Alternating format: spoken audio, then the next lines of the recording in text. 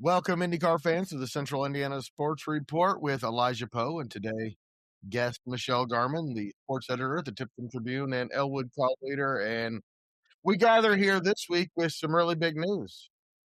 Mick Schumacher did some laps on an oval this week. No, I'm just kidding. The Indy cars are going to be racing on the streets of Washington, D.C. And whatever your politics, this is really cool.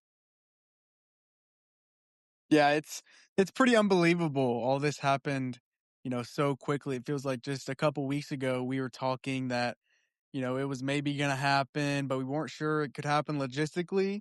I think some of those questions are still there. Oh, yeah. But we for sure do have a race in DC. And like you said, politics aside, I do think it is cool, but man, today I think politics are just in everything. So it'll be interesting to see the PR and stuff that happens off this race for IndyCar. Yeah, it's a cool thing, Michelle, but with as quickly as they're throwing this thing together in a really complicated situation, maybe Manhattan would be the only thing more complicated. This could really be a disaster. Oh, Yeah. Yeah, it could be, but I think it will all work out. These discussions had taken place for a little bit. The rumors were out there, but they wanted it to happen. I think they'll find a way to make it happen. I think it's neat. It sounds like it's just going to be a one-off, which that's all right. Special circumstances.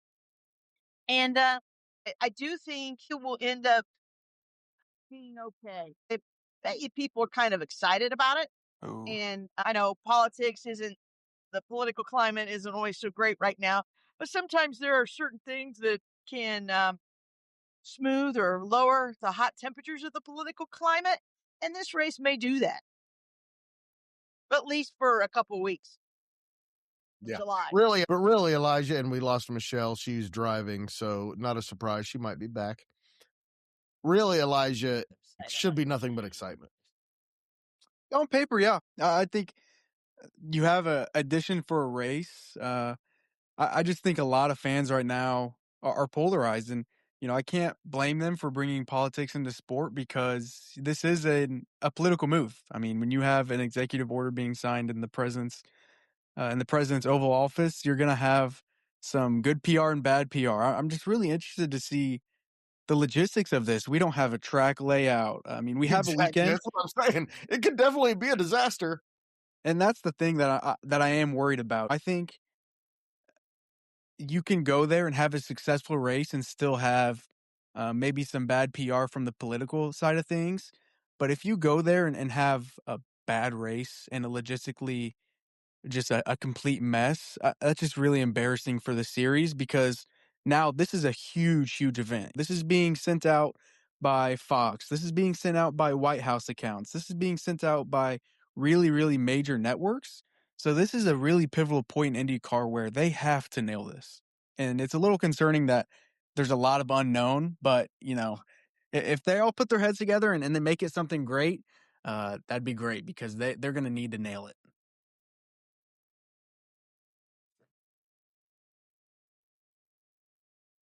Hey, I have a question for you. Is this going to be like a points race, or are they going to treat this like an all-star race? No, this is gonna be a full points race, and I think it's the third to last race in the season, so it's gonna be a big race if it's a close championship. And have we confirmed that Milwaukee's going from 2 races to 1, Elijah? I'm pretty sure that Milwaukee is staying a doubleheader. Yeah, So it we're going is. from 18 to 19? Yes, yes. Outstanding. At least via the IndyCar website, I'm looking at the schedule now, which honestly, I love Milwaukee. I know some people don't like the idea of tuning into a different race on a different day, but as an IndyCar fan, I personally enjoy it. And you really need more ovals. I mean, and having back-to-back ovals is one of the solutions. Yeah, it really does, and it puts more parity in the calendar. And Milwaukee last year had some really great attendance numbers. I think maybe that first race wasn't as strong as the second, or maybe it was the opposite way around. But regardless, it's a good market, and it's the oldest track in the world. I mean, you should have cars racing there anyway. Yeah, no doubt about it. Let's get back to DC real fast. You said there's no track layout, but you can really imagine something that's going to be just the coolest layout we've ever seen in racing, right? Yeah, they definitely have to nail it. I'll be interested to see what they're able to do with the National Mall. Um, as split as people are on this race, I do think the one positive thing about it is that, it's gonna be free for people to go and watch. Good point. I forgot I about that. think that is, regardless of the political aspects of this race, the fact that this is a free race is so good for the sport. And a lot of races, arguably, you can't argue that they should be free, but just imagine what it would do for the sport if even one or two races on the calendar had not maybe free admittance, but really, really cheap tickets. I think it's what the sport needs. I love it. Grandstand seating um, is specialized, and everything else is free to very cheap. I've been saying it for years. What you want is get people in the gates. You put your ticket prices at whatever gets people in the gates. Yeah. Yeah, I couldn't agree more. And I think this race, if they're able to really pull this off, I think we can have some of the coolest camera work that Fox does. Mm. Um, because, just the National Mall itself, I haven't been to DC since I was maybe 8 years old, but man, I still remember it like it was clear as day because it is so strikingly beautiful. So if they're able to really pull this off well, I'm excited to see what they're gonna do. Because there's just so many unknowns, and I feel like it's gaining a lot of hype right now, and I wouldn't be surprised if we see a track layout maybe within the next week or two, just because there is so much hype around it, and IndyCar really needs to capitalize on it. Most of my life, Michelle, and yours, organizations like USAC and CAR and IRL, and they would not have been capable of this at all. I am more confident that Roger Penske and this new organization can pull it off. I agree with you, Greg. The problem was all those other organizations kind of used to battle amongst themselves instead of uniting for something. I think sometimes it could be a greater product. Um, Competition is good, but not if you don't think it's the product that you're putting out or you're doing is you don't put that at the top of the list. And I agree. Roger Penske's going to want this, and these guys are going to want this to work and to be good because um, it is it's 250. It's a special race, and when you do special events, you want them to work out all positive because if it does, then it makes more special events possible in the future. Hey, Elijah, you know what would be a really cool addition to this with the 250 celebration is to actually put the race on the 4th of July. I've been saying it for 40 years. Yeah, you would think, and it's gonna be interesting to see as well because, just 7 days before, they're gonna be debuting a new street course in Ontario, in Markham. So, they've got now 5 races in the month of August. It's gonna be a stretch for these teams. Michelle, I muted you just so you know. Um, I think it'll give a lot of IndyCar fans a reason to go to the race. What are the dates? August? August 21st, through the 23rd, with the race being held on that 23rd. It'll give a lot of IndyCar fans an excuse to go to DC, but I'm guessing that if you're going to DC to sightsee, this is probably not the weekend for you. I'm gonna be interested to see how they're able to do it, even security wise. If it is a free Yes. event, it like I said, I just keep on saying it. I know I sound like a broken record, but there is so much stuff that needs to happen that we just don't know.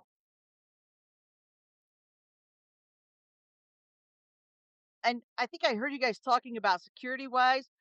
I had a cousin that was with the FBI for a lot of years, and he did a lot of security. He went to the Winter Olympics when they were in Salt Lake City. I have another cousin that's in the Marines, and one of his jobs was that before the president went anywhere, he that unit would go in and check for bombs and all sorts of stuff. I'm not so much worried about security, heightened they're going to be trained for this. It's going to be a lot of free, at least 90% free tickets. And how do you screen people when you're expecting a walk-up crowd in Well, that city? well, here's the thing. My guess is they're going to do it kind of like how they do the tickets for the White House. Have you ever done the White House tour? You have to go. There's Yes. only certain times that you have to go and you get your ticket, and when they run out of tickets or a certain time, and that's how they do it, and they do it ahead of. It's usually, ahead of. So my guess is they'll do it something like that. They'll set up places where you're going to go get a ticket ahead of the race in a time thing, and so it's not going to be like just show up at the race, get in free. I think you're going to have a ticket. This is not going to cost you anything, but you're going to have to buy that ahead of time, or not. I should say you're going to have to acquire that ahead of time. It'll definitely be interesting to see because I know that the words walk-up crowd have been used, Elijah. Yeah, it really has to go well for IndyCar. Other than the 500 and the Weenie 500, I can't imagine there's going to be a more viewed race. That's right. It's definitely number 3. Yeah, honestly. So this is a really, really big opportunity, and I'm just going to be really interested to see how they're able to spin this and get it done because the season starts in 2.5, 3 weeks. So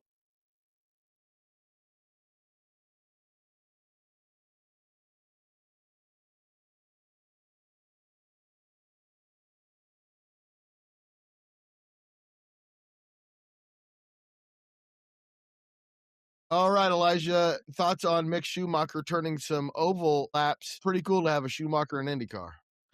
yes, it was. He did his first oval test at Homestead.